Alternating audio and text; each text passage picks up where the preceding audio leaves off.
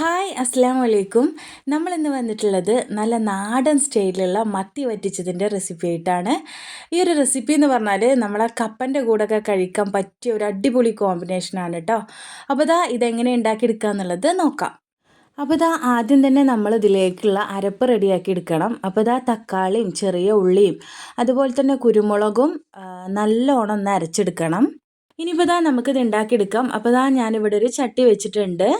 അപ്പോൾ ചട്ടിയിലേക്ക് നമ്മൾ വെളിച്ചെണ്ണ ഒഴിച്ചു കൊടുത്തിട്ടുണ്ട്. വെളിച്ചെണ്ണ നല്ലോണം ചൂടായിട്ടുണ്ട്.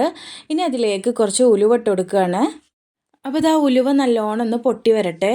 ഇനി ഇതിലേക്ക് ഇഞ്ചി വെളുത്തുള്ളി ഇതുപോലെ കട്ട് ചെയ്തത് ഇട്ട് കൊടുക്കുക.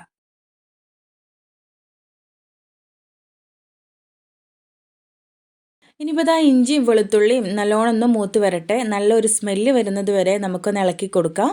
അപ്പോൾ ഇഞ്ചിയും വെളുത്തുള്ളിയും നല്ലോണം മൂത്ത് വന്നിട്ടുണ്ട്. ഇനി അതിലേക്ക് നമ്മൾ നേരത്തെ അരച്ച് വെച്ച അരപ്പ് ഇതിലേക്ക് ഒഴിച്ചു കൊടുക്കുക. ഇനിയിപ്പോൾ അതിൻ്റെ ഒരു പച്ചമണം മാറാൻ വേണ്ടിയിട്ട് നമ്മളിതുപോലെ 2 മിനിറ്റ് ഒന്ന് ഇളക്കി കൊടുക്കുക. കുറച്ച് കറിവേപ്പിൻ്റെ ഇലയും കൂടിയും ഇട്ട് കൊടുക്കുക.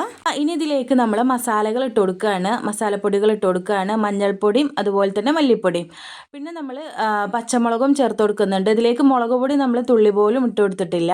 എരിവിനായിട്ട് നമ്മൾ ഇതിലേക്ക് പച്ചമുളകും കുരുമുളകുമാണ് ചേർത്ത് കൊടുത്തിട്ടുള്ളത്.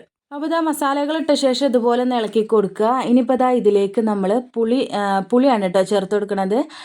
ഞാനിവിടെ എടുത്തിട്ടുള്ളത് വാളംപുളിയാണ്. കുടംപുളിയും ചേർത്ത് കൊടുക്കുക. പിന്നെ കുറച്ച് വെള്ളം കൂടിയും ചേർത്ത് കൊടുത്തിട്ടുണ്ട്. അതുപോലെ തന്നെ ഇതിലേക്ക് ആവശ്യമായിട്ടുള്ള ഉപ്പും ചേർത്ത് കൊടുക്കുക.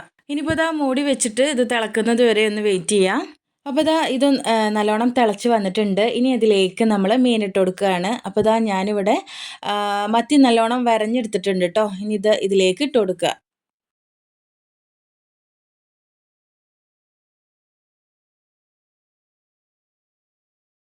ഇനിയിപ്പോൾ ഈ ഒരു മസാലയിൽ മുങ്ങിക്കിടക്കാൻ വേണ്ടിയിട്ട് ഇത് നല്ല രീതിയിൽ ഇളക്കി കൊടുക്കരുത്. ഇതുപോലെ ഒന്ന് അമർത്തി കൊടുക്കുക. അപ്പോൾ ഏറ്റവും ലാസ്റ്റായിട്ട് നമ്മളിതിലേക്ക് കുറച്ച് കറിവേപ്പിൻ്റെ ഇലയും കൂടി ഇട്ട് കൊടുത്തിട്ട് മൂടി വെച്ചിട്ട് ഒരു 15 മിനിറ്റ് നേരം നമ്മളൊന്ന് വേവിച്ചെടുക്കണം. അപ്പോൾ വെന്ത് വന്നതിന് ശേഷം കുറച്ച് പച്ചവെളിച്ചെണ്ണയും കൂടി അതിൻ്റെ മുകളിലേക്ക് ഒഴിച്ചു കൊടുക്കണം. അപ്പോൾ നമ്മളെ നാടൻ സ്റ്റൈലിലുള്ള മത്തി വറ്റിച്ചതൂടെ റെഡി ആയിട്ടുണ്ട്. ഇത് നമ്മളെ കപ്പൻ്റെ കൂടെയൊക്കെ കഴിക്കാൻ നല്ല അടിപൊളി ടേസ്റ്റി ആയിരിക്കും. അപ്പോൾ നിങ്ങളിത് എന്തായാലും ട്രൈ ചെയ്ത് നോക്കണം. അപ്പോൾ ഇന്നത്തെ ഒരു വീഡിയോ ഇത്രയേ ഉള്ളൂ കേട്ടോ. അപ്പോൾ നിങ്ങൾക്ക് ഞങ്ങളുടെ വീഡിയോസൊക്കെ ഇഷ്ടമായിട്ടുണ്ടെങ്കിൽ ലൈക്ക് ചെയ്യുക, ഷെയർ ചെയ്യുക. നമ്മുടെ ചാനൽ ആദ്യമായിട്ട് കാണുന്നവരാണെങ്കിൽ ഒന്ന് സബ്സ്ക്രൈബ് ചെയ്ത് സപ്പോർട്ട് ചെയ്യണേ. അടുത്തൊരു വീഡിയോയിൽ കാണുന്നവരേക്കും ഇൻഷാ അല്ലാ. അസ്സലാമു അലൈക്കും.